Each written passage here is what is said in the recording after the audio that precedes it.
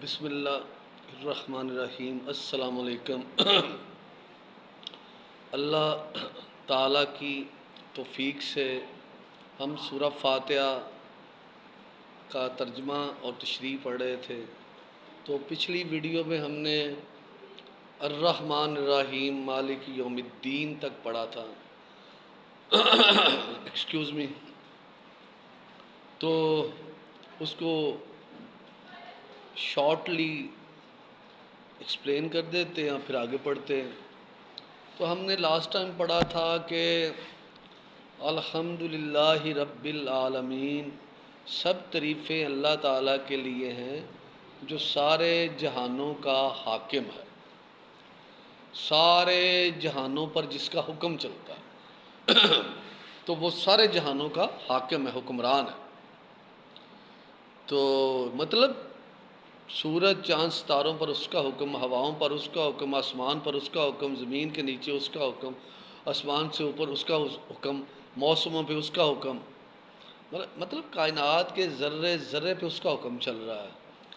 اور اس میں انسان کو تھوڑی دیر کے لیے اللہ نے اختیار دیا ہے کہ تمہیں میں نے اپنا حکم دے دیا، کتاب دے دی ہے، اپنے نبی کا طریقہ بتا دیا، اب تمہاری مرضی ہے، اور تمہیں ٹیسٹ کر رہا ہوں، امتحان لے رہا ہوں، اب تمہاری مرضی ہے میرے حکم پہ، میرے نبی کے طریقے پہ صلی اللہ علیہ وسلم پر چلو، یا اپنی مرضی کرو۔ دونوں راستے بتا دیے۔ صرف انسان کو یہ اتھارٹی دی، یہ اختیار دیا اس کو آزمانے کے لیے۔ اس لیے پوری کائنات پر انسان کھول کر دیکھے تو انسان یہ دیکھے گا کہ ایک اللہ رب العزت کے حکم سے ساری کائنات چل رہی ہے، ٹھیک ہے، اسی حاکم کا حکم چل رہا ہے۔ تو الرحمن الرحیم مالک یوم الدین، تو انسان جب دیکھتا ہے، تو جب انسان دنیا میں رہتا ہے تو وہ دنیا کے حکمرانوں کو دیکھتا ہے، تو حاکموں کے بارے میں اس کا کنسیپٹ یہ ہوتا ہے کہ وہ ایکسپلائٹر ہوتے ہیں، اللہ کے وہ اپنے ماتحتوں پر ظلم کر رہے ہوتے ہیں، ایکسپلائٹ کر رہے ہوتے ہیں۔ تو فوراً اللہ تعالیٰ نے بتا دیے جی یہ جو تم دنیا کے حکمران دیکھ رہے ہو، وہ حاکم جو ساری کائنات پہ جس کا حکم چل رہا ہے، وہ بہت مہربان ہے اپنے بندوں کے لیے، اور بار بار مہربانی کرتا ہے۔ اس کی مہربانی صرف ایک وقت کے لیے نہیں ہوتی، وہ بار بار مہربانی کرتا ہے، اور سرکشوں کے لیے، ظالموں کے لیے، شریروں کے لیے، فاسقوں کے لیے، بدمعاشوں کے لیے وہ مالک یوم الدین، وہ ان کا حساب لے گا، وہ قہار ہے، وہ جبار ہے۔ اس سے اگلی آیت جو ہم نے پڑھیں گے وہ انشاءاللہ آج یہ ہے کہ ایاک نعبد و ایاک نستعین، یا اللہ ہم تیری ہی عبادت کرتے ہیں اور تجھ ہی سے مدد مانگتے ہیں۔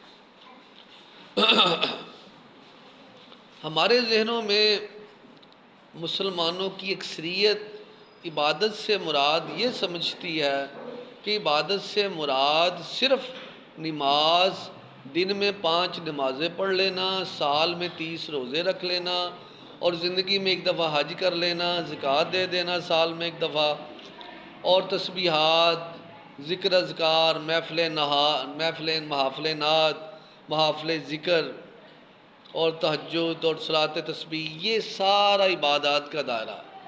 بلا شبہ یہ عبادات کا ایک پارٹ ہے، یہ عبادات ہیں، یہ سب کچھ کرنا عبادت ہے، لیکن یہ اسلام کا کمپلیٹ کنسیپٹ آف ورشپ نہیں ہے، یہ اس کا ایک پارٹ ہے۔ اسلام کا مکمل تصور عبادت یہ ہے، اسلام کا تصور عبادت یہ ہے کہ اللہ کے حکم پر عمل کرنے کا نام عبادت ہے۔ اللہ تعالیٰ کے احکامات زندگی کے ہر شعبے کے بارے میں ہدایات دیتے ہیں۔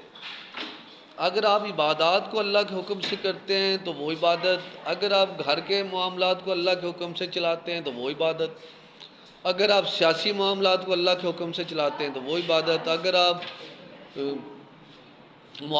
معاشرتی، عدالتی، غرض کی زندگی کا ہر گوشہ جو اگر آپ اللہ کے حکم سے چلاتے ہیں تو اسلام کا یہ کمپریہنسو جامع تصور عبادت ہے جو مسلمانوں کی نظر سے آج اوجھل ہو چکا ہے۔ مسلمان صرف چند اعمال کو سر انجام دینے کے بعد سمجھتے ہیں کہ ہم نے عبادت کا فریضہ سر انجام دیا ہے اور ہم نے مکمل کر لیا۔ یہ ہے ہماری کم علمی۔ انشاءاللہ نیکسٹ ویڈیو میں ہم اس کو مکمل کریں گے۔ اللہ سے دعا ہے کہ اللہ تعالیٰ عمل کی توفیق عطا فرمائے. جزاک اللہ خیرہ. السلام علیکم.